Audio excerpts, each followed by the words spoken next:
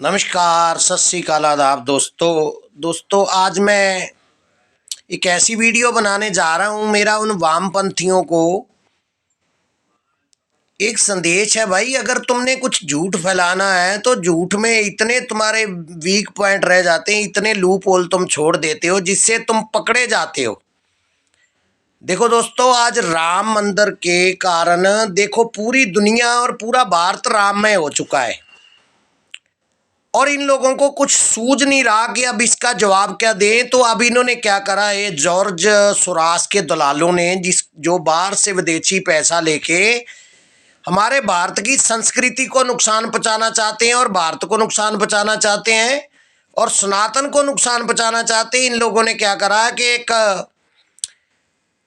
शिवांकु वध के नाम से एक आप देख रहे होंगे कि फेसबुक पे एक वीडियो घूम रही है, शिवांकु वध कि भगवान राम जी ने शिवांकु का वध इसलिए किया था कि वो एक दलित था और वो भगवान का भजन करता था, सिमरन करता था, इसलिए मार दिया गया।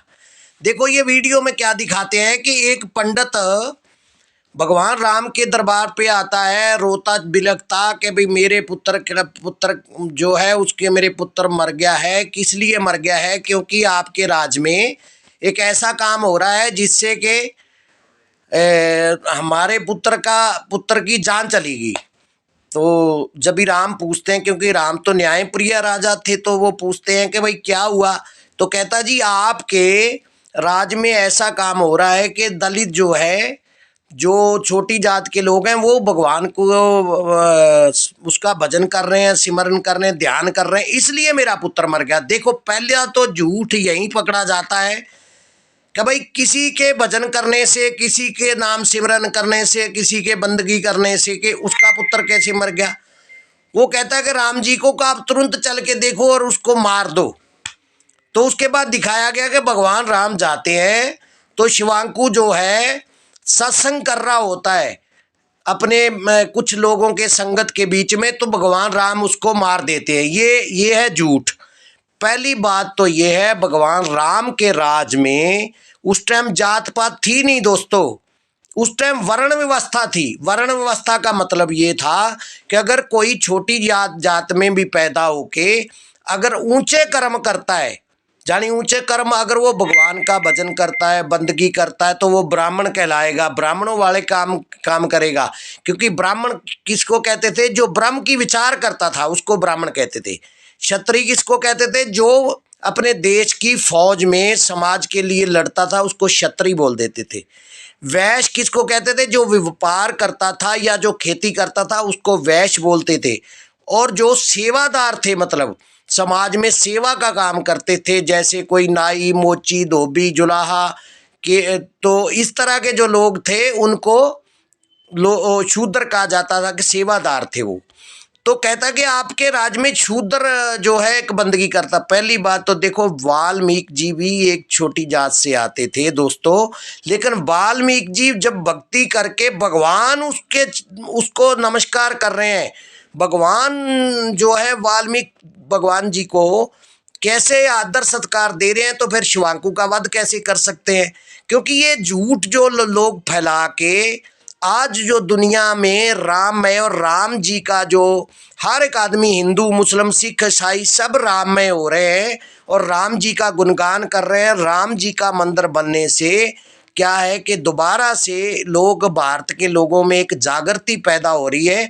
तो उसको समाप्त करने के लिए या अपने कुछ वोट के लिए ये क्या कर रहे हैं कि लोगों को, समाज को तोड़ना चाहते हैं, उसमें नफरत फैलाना चाहते हैं और छोटी जात को दिखाना चाहते हैं कि देखो जी राम जी ने आपके ही एक दलित भाई का वध कर दिया था, जो कि बिल्कुल झूठ है। कहीं भी किसी भी ग्रंथ में वो नहीं लिखा, ना रामायण में लिखा, ना किसी ग्रंथ में लिखा।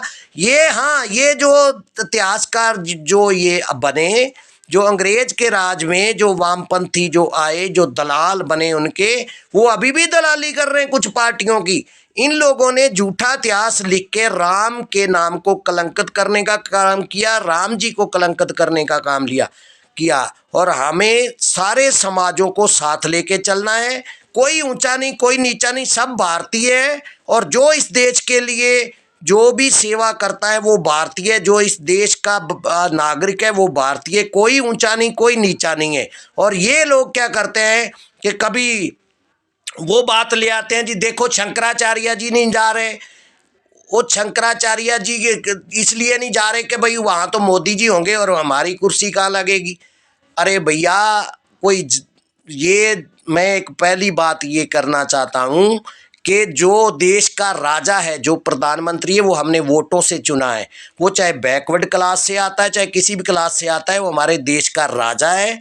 वो अगर उन्होंने मंदिर बनाने में अहम भूमिका निभाई और आज जनता प्यार कर रही है कि मोदी जी ही उद्घाटन करें उसका, तो इसलिए मोदी जी को हक देश की जनता ने दिया है।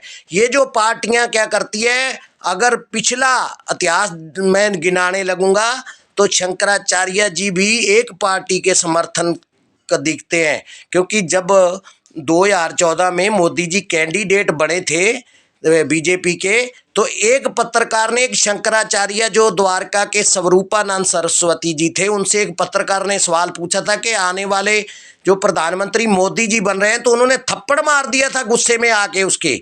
तो ये चीज़ें भी हमको सोच के चलनी चाहिए कि ये हमारे समाज को तोड़ने के लिए, हमारे बीच में फूट डालने के लिए अब शंकराचार्य जी को भी उसमें ला रहे हैं। इसलिए हमें जागृत रहना है, इनसे बच के रह रहे हैं। हमारे समाज को तोड़ने के लिए कुछ भी कर सकते हैं, क्योंकि मोदी जी के राज में और मोदी जी की सरकार में ये देश ने विश्व में एक अपना स्थान बना रहा है और भारत सुपर पावर बनने जा रहा है थोड़े ही सालों में। तो इसलिए इनको क्या है कि अपनी गद्दी की जो ये पहले साजिश करते रहे, वही साजिश अब करनी चाहते हैं। इसलिए इनसे बिल्कुल खबरदार रहना है। जय हिंद, जय भारत, वंदे मातरम। हमें एक ही बात याद रखनी है, अगर आपको ये बात अच्छी लगे, सही लगे, तो इसको ज़्यादा से ज़्यादा शेयर और लाइक कर दें। जय हिंद, जय भारत।